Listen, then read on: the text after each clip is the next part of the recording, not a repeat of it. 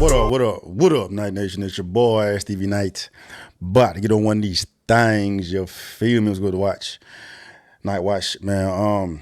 It seems like N9ne been doing his rounds as far as interviews is concerned, man. But there's one particular interview that has gotten my attention that I want to shed light on here on my platform because he's diving into some real talk. Not to say that he don't ordinarily do that, but usually is, you know what I'm saying, related towards music. But I saw a few seconds of this and I had to stop it and, highlight it, bro, because if something ain't discussed enough, we're going to get a little bit serious today, man. So bear with me. Like always, man, Pete the Drip.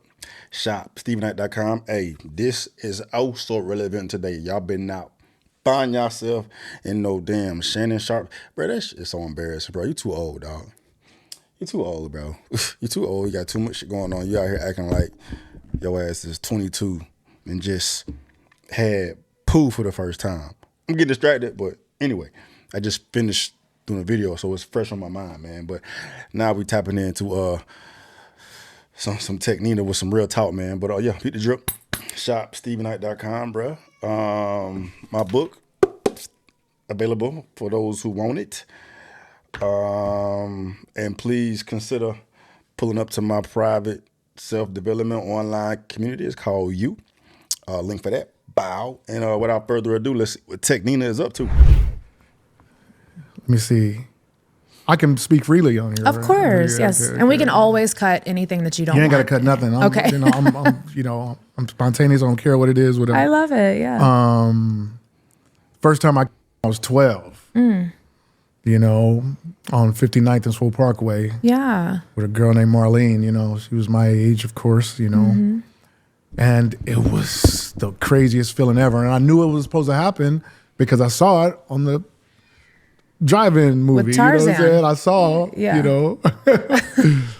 that it's supposed to happen. I remember she saying, "What is that?" I was like, "I don't know, but it's supposed to happen." I remember saying that to her, Did anybody ever sit down and have like the birds and the bees talk with you? No. You know what I'm saying? It was my Uncle Ike was the closest thing. Right. Because he would tell me, Dante, this one I'm Hey, that's big. That's a very interesting discussion there too. I ain't interesting. It's like mandatory now, bro. Like the day and age we're living in now, man, especially as a parents, or parents, soon to be parents, or people who want to have kids eventually, dog. Like day and age we living in right now, you're forced to. If you want to go about this responsibly and not have your kids just figuring out on their own, like back in the day, it was cool for us to figure out on our own because it wasn't a lot there to get you in trouble, right? But right now, it's literally your kid walking out the crib.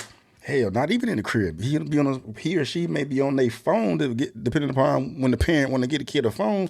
Now you tapped into the bullshit at like 7, 8, 9. It's like 9, 8, 7-year-olds losing their virginity and shit now, bro. So it's like parents are forced.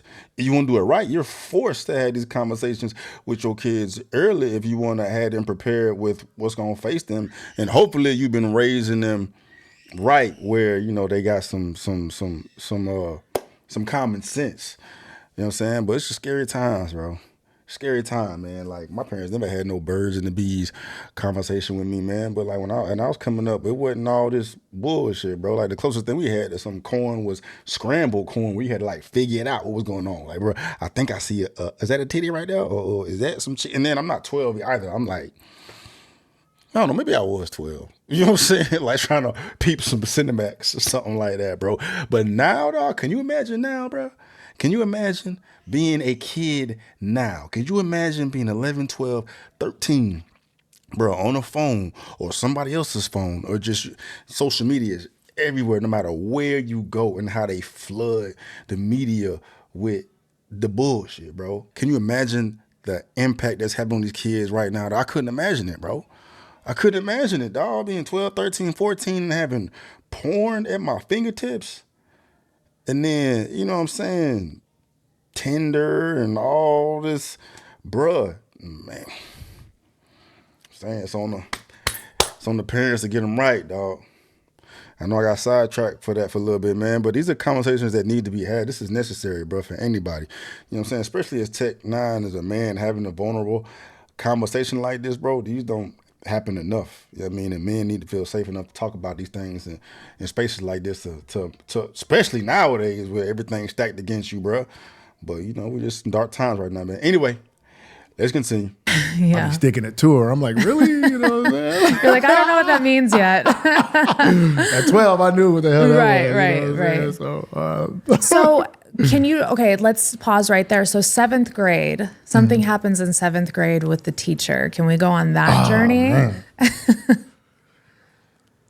Because that's about 12 years old too, right? 13? Well, I was going on 13. Like I said, I was 14. Yeah. 15, but I won't say no names. Yeah. She was young. She was 21.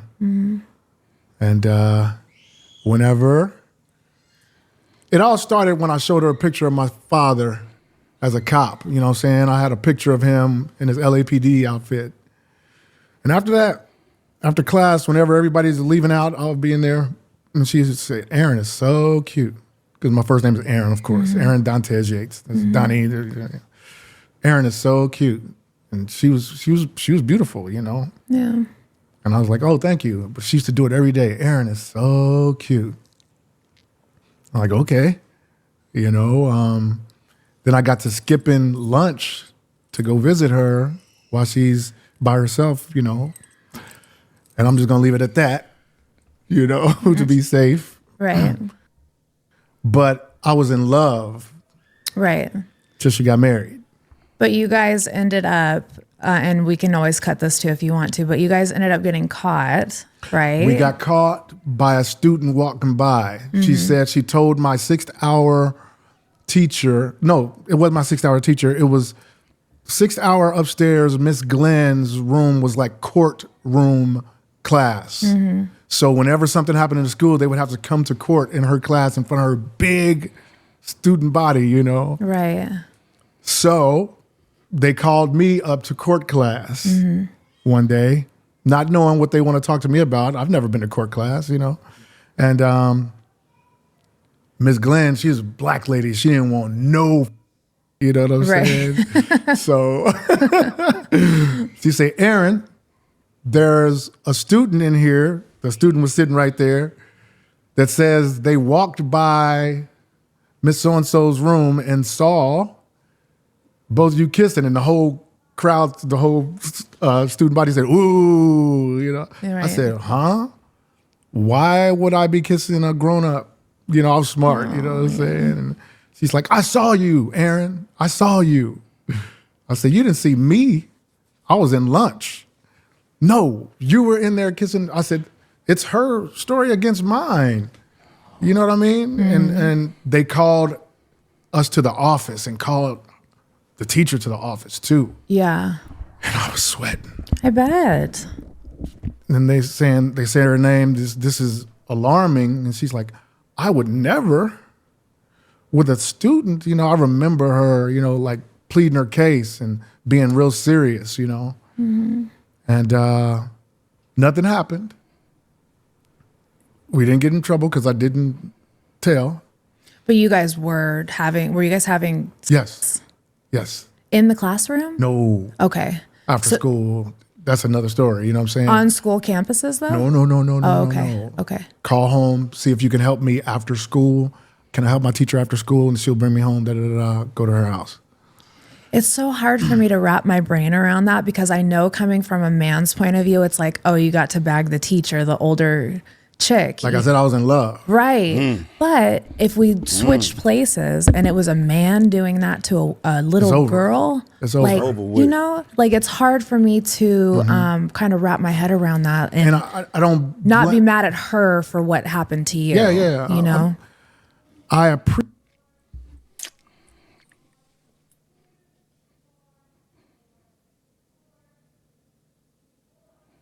That double standard is a motherfucker, ain't it?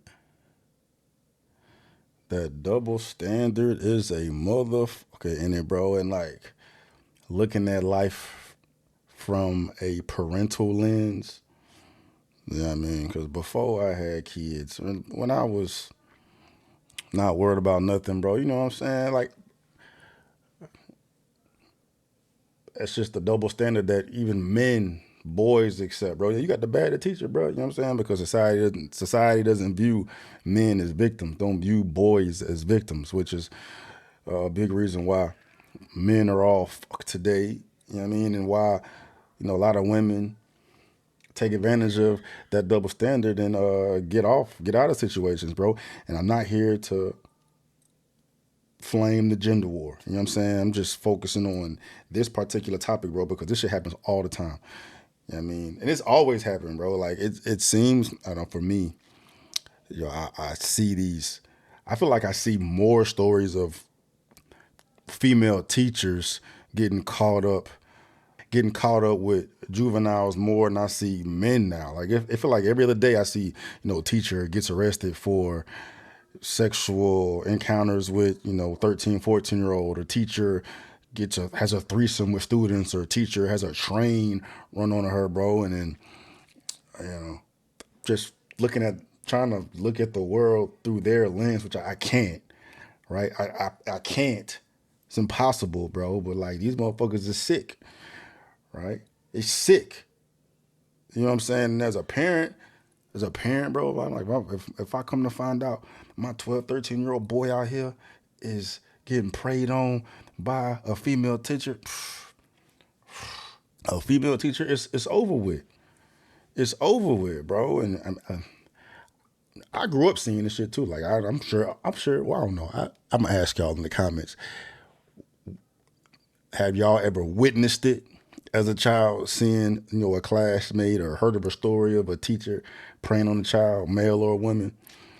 Or were you yourself a victim of those circumstances before? 'Cause I know when I grew up, I saw it, dog. I saw it. You know what I'm saying? Personally in high school and shit. Hey, what? What? I saw it, bro. But it's an evil world, bro. And then like we don't the men get the men. I don't want to fucking be out here playing victim, bro. But it's like people need to be aware of it. People need to recognize this shit, y'all, because that shit has lasting impacts on the men coming up too, bro. Like we sit here and society sit here and sympathizes and empathizes for women that get preyed on and become victims of circumstances with men. But we never hear the stories about how men are impacted, partly due to men not wanting to put that shit out there, bro. 'Cause like I said, you don't hear stories like this. Men hold that shit in and don't want to be seen as a victim, or as like they got preyed on or whatever. They don't want that label, dog. So it's a difficult situation to be in, bro. You got to really be, open and vulnerable and really strong and know who you are to put that shit out there, bro, because it's gonna come with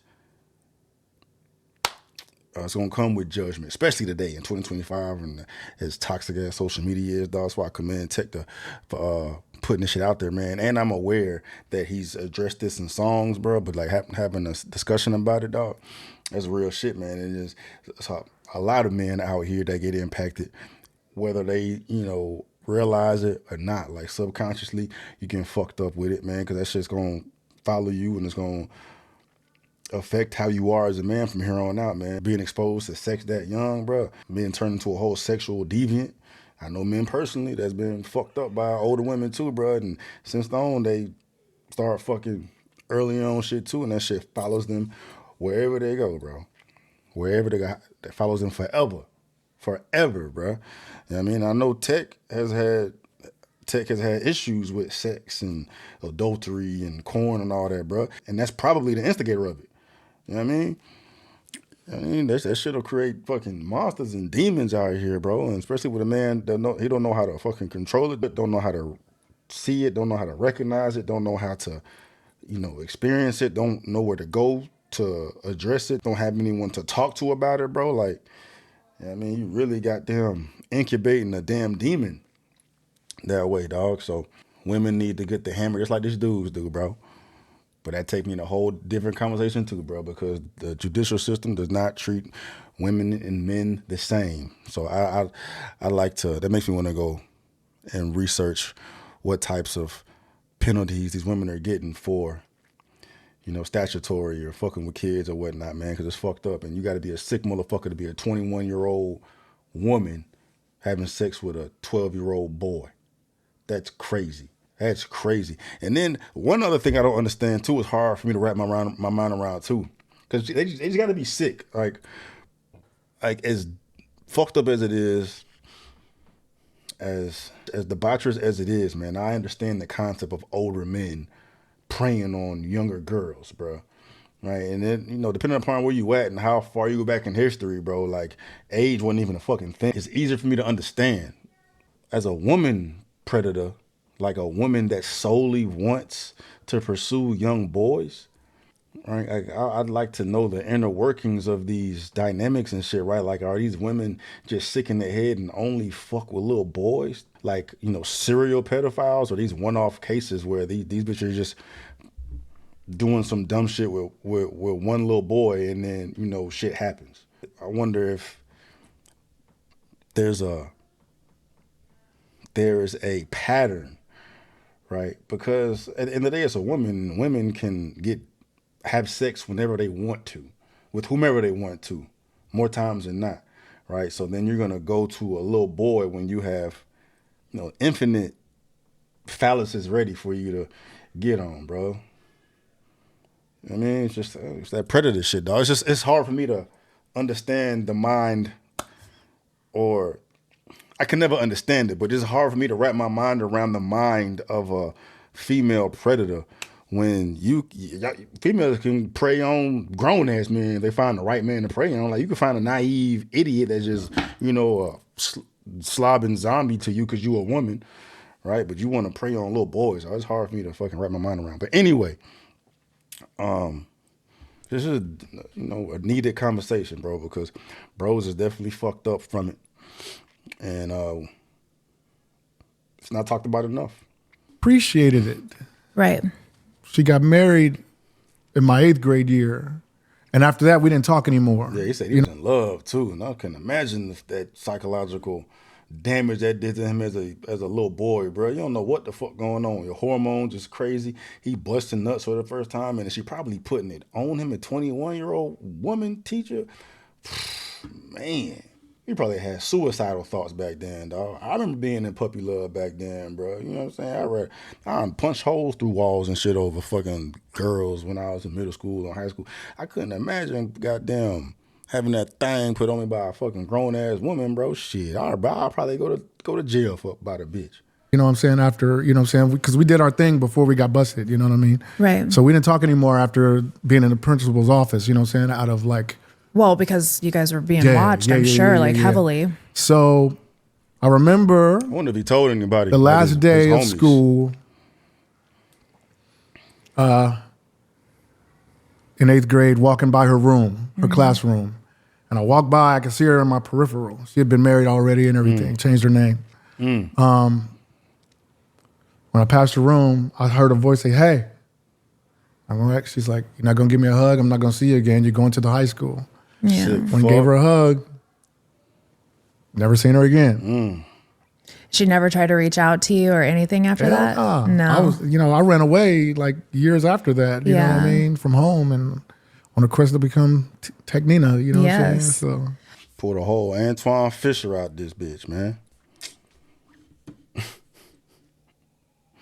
Like, I would never want to put my hands on a woman, dog. It's one of the probably the only instance where I would physically put my hands on a woman without being physically assaulted myself, bro. I'd go to jail, dog. I would go to jail, bro. I would go to jail, dog. I'm talking about. But I let wifey handle it though, cause she a beast too. I like, bet, go ahead and beat this heifer's ass. I'm talking about spinal. The fuck.